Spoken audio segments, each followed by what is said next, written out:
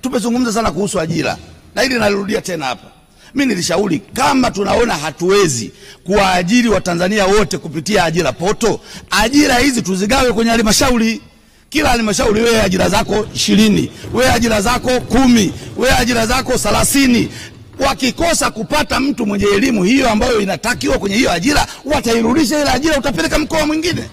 Lakini utaratibu wa kuwaleta wote pamoja, hivi vyeti mlivyowapa mnavikagua, unasema hichi cheti chako original kabisa hichi. Alafu baadaye unamuingiza kwenye mtihani wa dakika moja ndio umkoseshe mtoto ajira.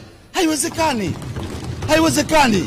Tuna stress watoto wetu. Hii si sawa. Wewe umekagua cheti chako, cheti cha ualimu mtu anasoma zaidi ya miaka 3. Yaani wewe unakuja kumpa mtihani wa dakika 2 unafuta yote haya. Masomo yote aliyosoma miaka 3 yanaonekana hayana maana kwa sababu ya mtihani wa dakika 2.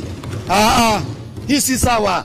Kama uwezo wetu tunaajiri watu 15, tuseme bwana ajira 15,000 tunazigawa katika halmashauri, nendeni muajiri bila kusumbua watu kuwajaza hapa. Wanakuja wanalala nje, watoto wa watu wanakuja na nauli za kukopa. Wakija hapa wanaishi maisha magumu sana, mheshimiwa mwenyekiti. Hii si sawa. Badala ya kuondoa kero tunazalisha kero. Hii inakuwa si sawa. Kwani ukisema kwamba tuna uwezo wa kuajiri watu 15,000, leteni vyetu ukavikagua ukawaajiri, si jambo limeisha? Sasa leo hivi unakuja unanipa mtihani wenyewe wa dakika moja, alafu huu mtihani wa dakika moja unaniondolea sifa yote niliyosoma. Alafu ule aliyefeli mwaka huu amekosa mwakani anafaulu. Hii inakuwa si sawa. Kwa hiyo lazima tuwatendee haki kabisa. Tuwatendee haki wananchi wetu. Lakini mheshimiwa mwenyekiti, nimezungumza sana kuhusu lango la utalii.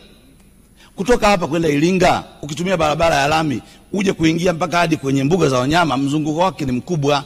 Tuna barabara ya mkato, tunalishauri serikali kwamba ukitoka hapa paka Mpunguzi kwa Tone Mavunde, ukitoka pale Mpunguzi nenda moja kwa moja, nyoosha moja kwa moja mpaka hadi Huzi, ukitoka Huzi nenda moja kwa moja Manda, ukitoka Manda jenga pale daraja la kuingia kwenye mbuga. Inakuwa rahisi sana kwa watalii, na sisi huku tutaguswa na maendeleo kwa haraka, kwa sababu sisi mbuga yetu huku tunakutana na mzee Lukuvi kule, pamoja kwamba anaona pale. Tunaomba tusaidie kurahisisha lango la utalii lipitie Ilangali badala ya kupitia sehemu nyingine.